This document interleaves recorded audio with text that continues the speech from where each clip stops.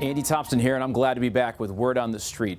We started Word on the Street to talk about quality of life issues here in Boca Raton, chief among them being transportation. That was one of those things that tends to impact the wonderful quality of life we have here in Boca.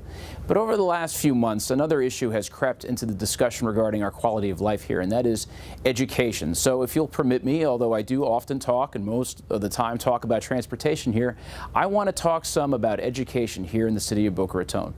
And I don't need to tell you how important education is. Most of you all know that already. Here's why I say that. There are parents who move to the city of Boca Raton just to make sure that their kids are educated in some of our public schools here, some of the finest around.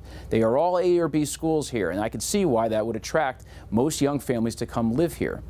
But over time, there's been discussion about the amount of kids who are occupying our elementary, middle, and high schools here in Boca Raton, to the point where these schools have become overcrowded.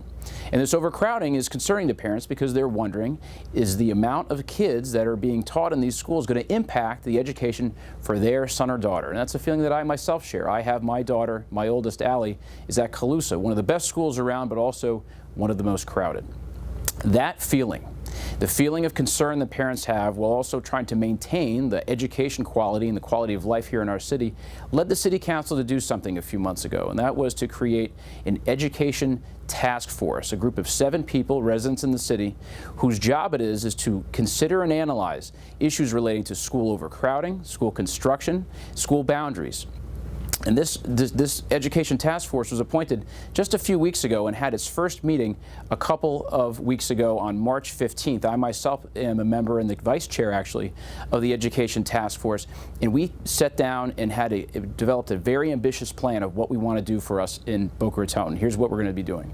We're going to be hearing from school district officials about their plans for school construction and school boundaries, what they have in the works. There's been a lot of discussion about moving, relocating Addison Meisner Elementary, and what to do about Verde Elementary, what to do about Calusa. All of these things are going to be discussed at our education task force by school district officials.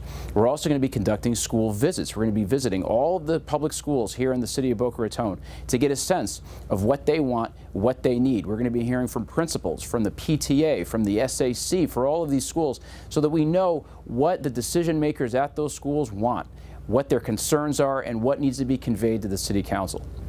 We're also going to be doing, I think, the best thing that city boards and organizations can do, and that is hearing public input. At our first meeting on March 15th, we had 5 or 6 residents who got up and spoke about things that they cared about and wanted to see done in the city of Boca Raton relating to our public schools here.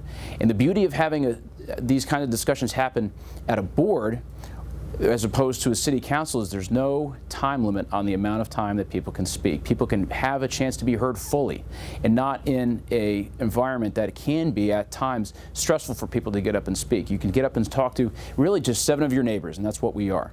We're going to be having meetings every month between now and our 1-year anniversary, I believe. That's when we have a deadline by which we need to report back to the City Council on our recommendations on what to do regarding school construction, school boundaries, school redevelopment, all of those types of issues. So, our next meeting hasn't been set yet, but when it has, and when it does get set, we welcome you. We thrive on public input, so please do us a favor.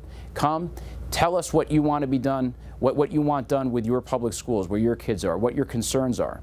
We need to hear these things because we can act to make these kinds of improvements to our schools to keep the quality of life in the education system here in our city top-notch the way it has been and the way, God willing, it will be. So until next time, I'm Andy Thompson, and this is Word on the Street.